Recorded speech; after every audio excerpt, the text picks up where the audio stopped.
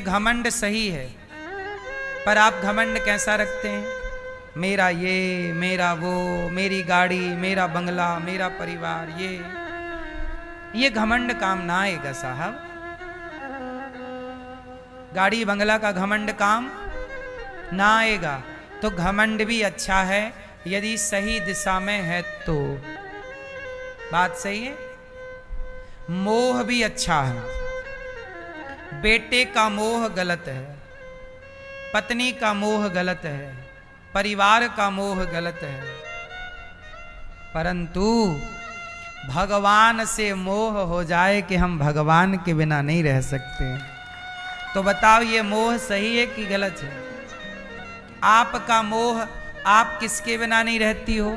बोले हम अपने बेटे के बिना कैसे रहें, पत्नी के बिना कैसे रहें, पति के बिना कैसे रहें? जितना मोह जगत से है इतना मोह जगन्नाथ से हो जाए तो आपका भला हो जाएगा कि नहीं? बोलो हाँ। बस थोड़ा बदलने की तो जरूरत है ना मेरी माँ। मीराबाई के पति मर गए, लोगों ने कहा मीरा रोती नहीं हो तुम, थोड़ा रो लो, पति मर गए तुम्हारे भोजराज। मीराबाई बोली मैं क्यों रोऊं? बोले तुम्हारे पति मर गए। मीराबाई बोली कि मेरे पति तो मर ही नहीं सकते, मैंने जिनको अपना पति माना है वो थोड़ी मरते हैं। ऐसे बर को क्या बरूं जो जन्मे और मर जाए, बरिए बर गोपाल को मेरो चुनरो अमर कर जाए। मैंने तो गोपाल को अपना वर बनाया है, वो मरेगा नहीं, अब मैं क्यों रहूं? तो देखो ये सीख है हमारे लिए, रहो संसार में। अच्छा एक बात बताओ, कमल का पुष्प पानी में रहते हुए भी पानी से दूर रहता है कि नहीं? पानी से चिपका है क्या? पानी की एक बूंद यदि डल जाए कमल की पंखुड़ी पर तुरंत गिरा देता। पानी में रहता हुआ पानी से अलग है कि नहीं? हाँ या ना? मैया हो मेरी माँ, कमल पानी में रहता हुआ भी पानी से अलग है। उसी तरह आप पत्नी के साथ, पुत्र के साथ, परिवार के साथ रहते हुए भी सबसे अलग रहिए, भगवान के बनकर के रहिए। यही है जीवन का सार।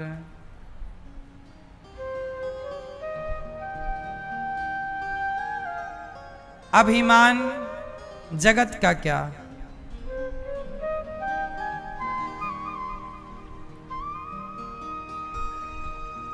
सही है ना?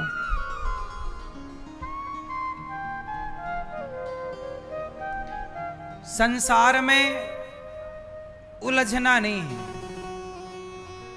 हाँ हो मैंने जब से प्रभु जी तेरा नाम लिया, हो मैंने जब से गुरु जी तेरा नाम लिया, अभिमान दिखाना छोड़ दिया। मैंने जब से गुरु जी तेरा नाम लिया, अभिमान दिखाना। जब तक जीवन में गुरु नहीं आए तब तक मैं अभिमान करता रहा, पर गुरु आए तो अभिमान चला गया। पहले मैं काम, क्रोध, लोभ, मोह में पड़ा था, पर अब इन सबको देखता हूं तो लगता है कि गुरु ने सही दिशा दे दी, सही ज्ञान दे दिया कि हम जैसे कमल का पुष्प कमल में पानी में रहता हुआ भी खिला है, ऐसे हम संसार में रहते हुए भी कमल की तरह खिले रह सकते हैं। एक बार जब राजा परीक्षित जी को सुखदेव जी भागवत सुना रहे थे तो देवराज इंद्र स्वर्ग का अमृत लेकर के आए। सुखदेव जी से कहा कि स्वर्ग का अमृत राजा परीक्षित को पिलाओ और हमें कथा का अमृत पिला दो। तब सुखदेव जी ने कहा परीक्षित आप कौन सा अमृत पियोगे, स्वर्ग का अमृत के भागवत का अमृत? तब परीक्षित जी ने कहा मुझे स्वर्ग का अमृत नहीं पीना, क्योंकि स्वर्ग का अमृत पी करके स्वर्ग मिलेगा, पर भागवतामृत पी करके तो भगवान मिल जाएंगे। इंद्र को वहां से विदा किया, इंद्र चले गए। जब परीक्षित जी का 7 दिन में उद्धार हुआ, जो भागवत सुनता है उसका उद्धार जरूर होता है। परीक्षित जी का उद्धार हो गया। इंद्र को लगा बुरा कि भाई क्या अमृत से, स्वर्ग के अमृत से श्रेष्ठ भागवत है। तब इंद्र ने स्वर्ग में तराजू बांधी और तराजू बांधकर तौल करके देखा तो एक पलड़े में भागवत जी को रखा और दूसरे पलड़े पर स्वर्ग के तमाम सुखों को रखा, पर कोई भी सुख स्वर्ग का अमृत भागवत जी की बराबरी ना कर सका। तब इंद्र ने भागवत जी को प्रणाम किया, तब भागवत से भगवान प्रकट हो गए। इंद्र, ये भागवत कोई पोथी नहीं है, ये भगवान का स्वरूप है। भागवत का एक एक अक्षर, एक एक शब्द ब्रह्म है। कानों से जब आप कथा सुनते हो तो केवल कथा नहीं जाती, शब्दों में घुल करके भगवान पहुंचते हैं आपके भीतर। ईश्वर किस रूप में है? शब्द ब्रह्म, ईश्वर शब्द के रूप में है। ईश्वर किस रूप में है? शब्द रूप में। तब भगवान की कथा जब कानों से प्रविष्टः कर्णरंध्रेण, जब कानों से कथा जाती है तो केवल कथा नहीं, कृष्ण ही प्रवेश करते हैं। इसलिए जो ज़्यादा कथा सुनते हैं उनके भीतर ज़्यादा प्रेम होता है। कथा ना सुने तो प्रेम ना होगा भगवान से। इसलिए कथा सुनने से प्रेम प्रकट होता है। जैसे दही का मंथन करने से मक्खन प्रकट होता है, ऐसे कथा सुनने से भगवान हृदय में प्रकट होते। अब कोई कहे हम कथा नहीं सुनते पर भक्ति करते हैं, तो सुन लो आप, कथा नहीं सुनते यदि आप और भक्ति करते हैं तो आप भक्ति कर ही नहीं सकते। क्योंकि बिना सत्संग के, बिना प्रभु के गुणों को जाने आपका मन लगेगा ही नहीं, आपका प्रेम बढ़ेगा ही नहीं।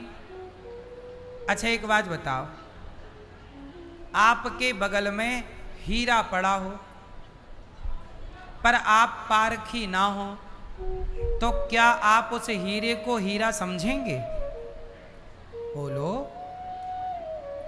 आप हीरा बगल में पड़ा है आपके, पर आपको हीरे की पहचान करनी नहीं आती, तो आपको तो यही लगेगा कोई कांच का टुकड़ा पड़ा है। हीरे की परख तो जौहरी को होती है, बिना जौहरी के हीरे को परखा नहीं जा सकता। उसी प्रकार भगवान की कथा तो कोई सच्चे भक्त रूपी जौहरी को है। यदि कोई भक्त नहीं है, कथा नहीं सुनता, तो भक्त नहीं हो सकता। माला आप जपने बैठो, जपो, बहुत लोग माला जपते हैं, जप रहे हैं, पर यदि आप कथा नहीं सुनते, बिना कथा सुने आपके हृदय में प्रभु के प्रति प्रेम कैसे होगा? अच्छा जैसे चलो ये बताओ, राम के बारे में जानना हो तो क्या करना पड़ेगा? राम की कथा सुननी पड़ेगी। आप राम की कथा ना सुने तो क्या राम के बारे में जान पाओगे? और जब जानोगे ही नहीं राम के बारे में, तो राम से प्रेम कैसे होगा? प्रेम होने के पहले जानना तो पड़ेगा। बोलो हाँ। आप कृष्ण के बारे में जानते नहीं हैं तो कृष्ण से प्रेम क्या करोगे? जो जानता ही नहीं है। अब जैसे चाइना के लोग चीटे की चटनी खाते हैं, मेंढक का अचार खाते हैं। अब बताओ, जब मेंढक के अचार के बारे में हमने बोला तो आपकी जिह्वा पे पानी आया? लेकिन यहां कोई छिंग छोंग छीछन बैठा होता चाइनीज, और उसको हम मेंढक के अचार की बात करते तो उसकी जिह्वा पे अपने यहाँ तो आम का अचार होता है, बढ़िया मिर्ची डाल के, बढ़िया मसाले डाल के आम का अचार, आंवले का अचार, कटहल का अचार। तो भाई जब आपने कभी मेंढक का अचार खाया ही नहीं, सुना ही नहीं, देखा ही नहीं, तो आपका मन उसकी तरफ जाएगा क्यों? मन तो तब जाएगा ना जब आप उसके बारे में सुने, उसे चखें, उस माहौल में रहें। उसी तरह बिना माहौल में रहे, अब मैं मांस नहीं खाता क्योंकि मेरे घर का माहौल मांसाहारी नहीं है। आप में से कुछ लोग मांस खाते हैं क्योंकि आपके घर का आसपास का माहौल मांसाहारी है। तो जो मांस, अब मैं मांस नहीं खाता और मुझे मांस देखकर उसकी दुर्गंध से दिक्कत होती है, पर जो खाते हैं उन्हें उस दुर्गंध से कोई दिक्कत नहीं, उन्हें उस स्वाद से कोई दिक्कत नहीं। उसी तरह जो भगवान की कथा सुनते हैं वही ना भगवान से प्रेम करेंगे और प्रेम से फिर माला जपेंगे। अब हमें दाल बाटी चूरमा, कढ़ी भात, राजमा चावल, लिट्टी चोखा, दाल वापले, दही पराठा, अपन लोग तो ये खाते हैं। तो अपने को तो जहां इनके नाम सुनाई पड़ते हैं तो जिह्वा पे पानी आता है, पर मेंढक के अचार के नाम से तो पानी नहीं आता, क्योंकि हमने लिट्टी चोखा खाया है, दाल वापले खाए हैं, दाल बाटी चूरमा खाई है, दही पराठे खाए हैं, गक्कड़ भरता खाई है। तो इन सबको खाए हैं तो पता है, इनसे प्रेम है। इस भोजन से क्या है, केवल खा नहीं रहे हैं, इस भोजन से क्या है, प्रेम भी। बोलो हाँ। उसी तरह जब आप भगवान के बारे में जान जाओगे कथाओं के द्वारा, तो अपने आप भगवान से क्या हो जाएगा, प्रेम। और जब प्रेम प्रकट हो जाएगा तब भगवान का नाम प्रेम से जपा जाएगा, तब जाके उस प्रेम के बल पर परमात्मा का साक्षात्कार होगा, कुछ पाओगे। कोई कहे जी मैं कथा नहीं सुनता लेकिन मैं नाम जप करता हूं, तो चलो नाम जप बेसिक ठीक है, प्राइमरी स्कूल के विद्यार्थी हो तो ठीक है, पर नाम जप का मतलब तब है जब कथा, पहले राम के बारे में जाना जाए कि राम का स्वभाव कैसा है। अच्छा, आप लोग राम के बारे में जानते हो कि नहीं? मैया बताओ राम कैसे हैं, राम का स्वभाव कैसा है? पीली मैया बताओ राम कैसे हैं? हैं बूढ़े हैं, हैं भोले भाले हैं, भोले भाले। राम के बारे में आप जानती हो मेरी माँ, भोले भाले हैं। आप बगल पीली मैया बताओ राम कैसे हैं? हैं मर्यादा पुरुषोत्तम आपके बगल में राम कैसे हैं? हैं मर्यादा पुरुषोत्तम मैया, राम कैसे हैं मेरी माँ? हैं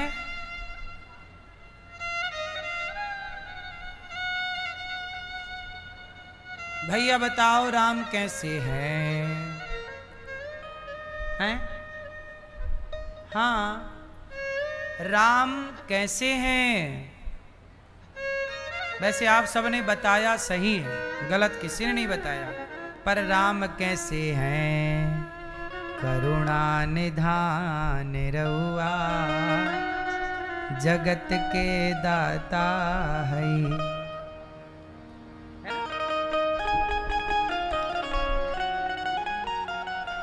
कैसे हैं राम?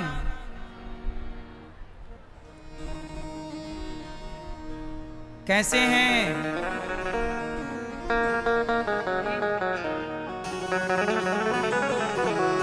हाँ, राम कैसे हैं? सुनना, ये भजन बिहार में गाया जाता है। हमारे बिहार के भैया लोग बहन लोग इसको गाती हैं, बड़ा मार्मिक है, हमें बड़ा अच्छा लगता है। अभी आपके सामने हम आंसू नहीं ला सकते आंखों में, लेकिन जब हम इसे सुनते हैं तो हमारी आंखों में आंसू जरूर आते हैं। अभी हम रोएंगे तो आपको कथा कैसे सुनाएंगे? अकेले में रोने अच्छा। करुणा निधान रउआ जगत के दाता है। ये करुणा निधान है। रउआ का मतलब होता है बिहार में आप। रउआ मतलब रउआ आवा, तनिक आवा, रउआ आवा मतलब आप आइए। रउआ आवा मतलब आप आइए। करुणा निधान रउआ मतलब आप करुणा निधान है, करुणा से भरे हैं। इतनी करुणा है कि पत्थर की नारी तो पत्थर की थी, पर करुणा उस पत्थर की नारी पर की, पर पत्थर की नारी का उद्धार कर दिया मेरे राम ने। ये करुणा।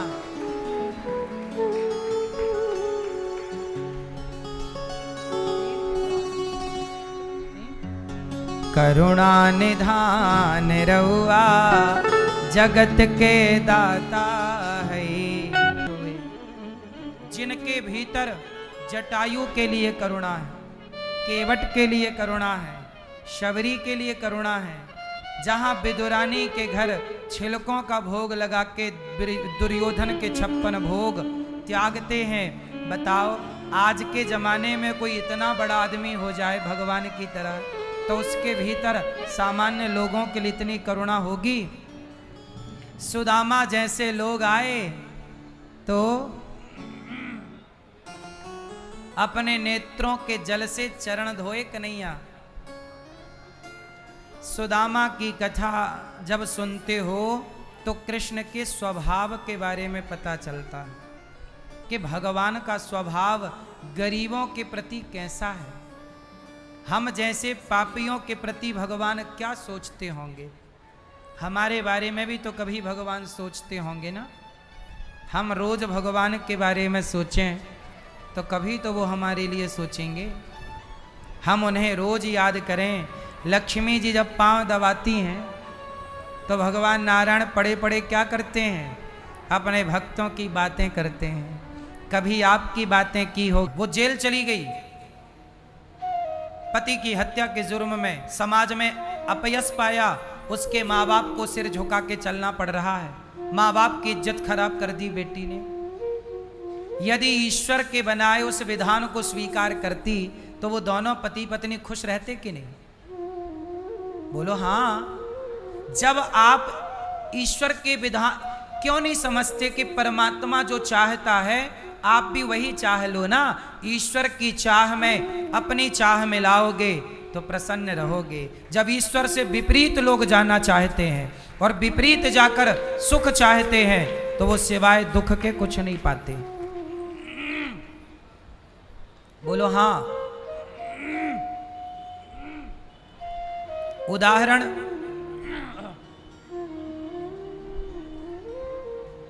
उदाहरण दूसरा, मैं स्वीकार करो ये तुम्हारे किसी जन्म के पापों का दंड है, भोग लो। खुशी खुशी भोगो, खाओ डंडे, क्या करोगे? भाग के जाओगे कहां?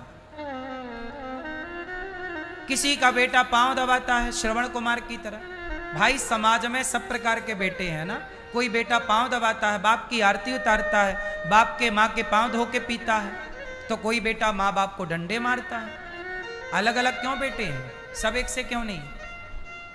भाई जिस माँ बाप के भाग्य में सुख था उसे अच्छा बेटा दे दिया ईश्वर ने। जिस माँ बाप के भाग्य में दुख देना था उसे गलत बेटा दे दिया। ये सब तुम्हारा ही कर्मों का फल है। इसे किसी और का दोषारोपण ना समझो।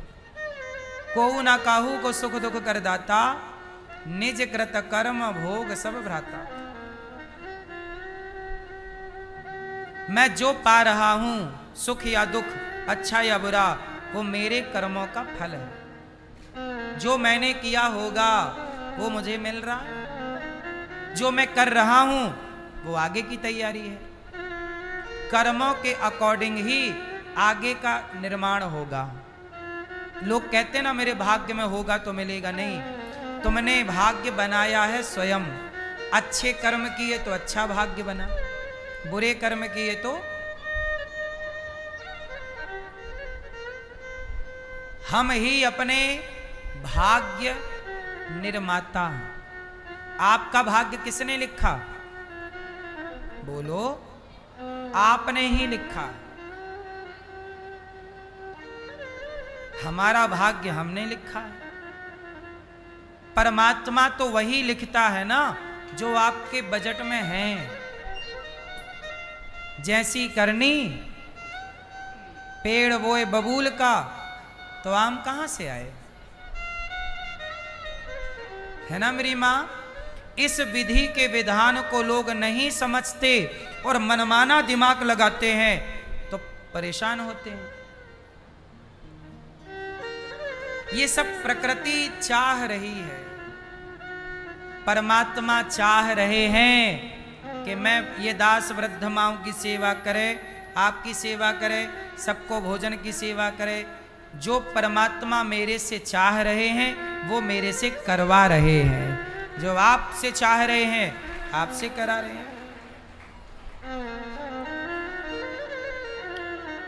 आप लोग कई बार ईर्ष्या करते हो, वो बहुत सुखी है। सुनो, हर व्यक्ति अपने भाग्य का ही तो सुख दुख भोगता है ना। आप किसी को देख के जलते क्यों हो और जल के पाओगे क्या? तुम्हारा पड़ोसी सुखी है, कोई दुखी है, क्यों? भाई वो अपने भाग्य का भोग रहा है। कोई बच्चा पैदा होती अपाहिज होता है, उसे तो किसी ने अपाहिज नहीं किया ना। कोई बच्चा पैदा होती अंधा होता है, उसे तो किसी ने अंधा नहीं किया ना। प्रकृति ने करके भेजा है। क्यों भेजा है? जरूर उसने किसी की आंखें उससे छीन ली होंगी, किसी प्रकार का उससे पाप हुआ होगा। वो पाप कहां जाए? अवश्यमेव भोक्तव्यम। वो पाप जो हुआ है वो यहां आके भोगना पड़ेगा। बोलो हाँ। कहां जाएगा तुम्हारा पाप, ये बताओ।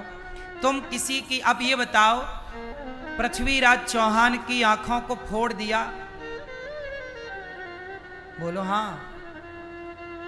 जब फोड़ दिया, जब तुमने किसी को अंधा किया, तो क्या प्रकृति तुम्हें अंधा करने से छोड़ देगी?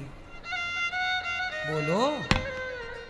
तुमने किसी की रोशनी छीन ली, आप किसी के बेटे को मार डालो, तो परमात्मा तुम्हारे बेटे को छोड़ेगा?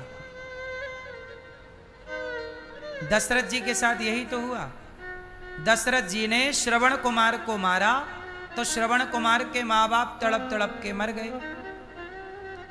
तो दशरथ जी भी जब बाप बने तो ये भी, इनका पुत्र वनवास गया तो ये भी तड़प तड़प के मर गए। हिसाब बराबर। बोलो हाँ कि ना? जो जस करहि सो तस फल चाखा। बात समझ में आ रही है कि नहीं? इसलिए ईश्वर के आगे होशियार ना बनो, वो सबसे होशियार है। जो ईश्वर ने तुम्हारा बेटा, पत्नी, पति, परि, जितना ईश्वर ने तुम्हें पैसा दिया, जो घर दिया, मेहनत करके आगे बढ़ो। ईमानदारी से परमात्मा का ध्यान करते संपन्नता की तरफ जाओ, परंतु ईश्वर के विधान को स्वीकार करो। उस हाल में खुश रहो। पत्नी काली है, अब तुम गोरी स्त्रियों को देख देख के रो रहे हो, काश ये हमारी होती है। क्या होगा इससे? गोरी होती तुम्हारे भाग्य में तो परमात्मा गोरी ही देता। जैसी दी है उसके संग अब भैया खुश रहो। बोलो हाँ। अब क्या होगा? ये ईश्वर का विधान स्वीकार करो।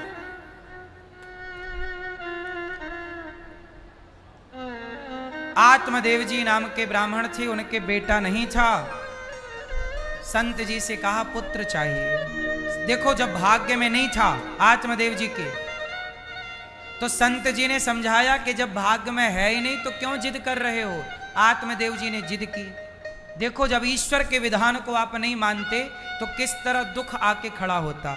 आत्मदेव जी नाम के पंडित जी थे, पुत्र नहीं था। एक साधु के पांव पकड़ के जिद करने लगे, बेटा चाहिए चाहिए चाहिए चाहिए। साधु बोले भाग्य में है नहीं, पर तुम जिद्दी हो गए, ईश्वर के विधान को स्वीकार नहीं कर रहे, तो लो। पत्नी को फल दे दिया, बोले ये फल खिलाना, पुत्र होगा। देखो जब भाग्य में नहीं है तो आया हुआ भी चला जाएगा। आत्मदेव जी ने फल पत्नी को दिया, फल गैया को खिला दिया धुंधली ने, तो गैया के बच्चा हो गया गौकर्ण। और धुंधली की बहन का बेटा हुआ, उसे खरीद के नाम रखा धुंधकारी। अब वो बेटा हो गया, सबको यही बताया कि हमारा बेटा है हमारा, जबकि वो बहन का बेटा था, धुंधली की बहन का। अब नाम रखा धुंधकारी। अब आत्मदेव जी बड़े खुश हो गए कि भैया हमारे बेटा हो गया। जब भाग्य में नहीं था और आपने बेटा पाया, तो धुंधकारी बड़ा होके इतना दुष्ट निकला कि अपने बाप को डंडे से मारता, ले डंडा, धम धम। आत्मदेव जी चिल्ला रहे हैं, बचाओ, कोई नहीं आ रहा बचाने। खूब मारा, लातें, जूता और लाठी डंडा। आत्मदेव जी पिट रहे हैं, पिटो और पिटो, क्योंकि आपने ईश्वर के विधान को स्वीकार। आपके भाग्य में बेटा नहीं था तो क्या जरूरत थी बेटा मांगने की। देते परमात्मा तो यूं ही दे देते। बोलो हाँ, खुश रहते ना, ईश्वर का चिंतन करते, हरि गुण गाते।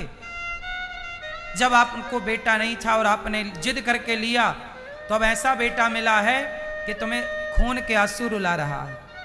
आत्मदेव जी रोए, बेटे ने मारा, बेटे ने मारा, बहुत मारा। हे भगवान, इससे बढ़िया तो नहीं था तो ही अच्छा था। लोग आके खड़े हो गए ना वहीं पे कि नहीं था तो ही अच्छा था।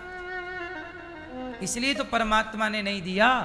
तुम केवल वर्तमान को देखते हो, परमात्मा भूत भविष्य सबको जानते हैं। इसलिए ईश्वर के विधान में प्रसन्न रहा जाए, ईश्वर की मर्जी में खुश रहा जाए। आत्मदेव जी को डंडे पड़े, धुंधकारी ने मारा, ऐसा बेटा कि बाप को मारा। तब गौकर्ण जी ने ज्ञान दिया कि पिताजी ये बेटा अपना नहीं है, भगवान अपने है, मन भगवान में लगाओ। पहले ही मन भगवान में लगा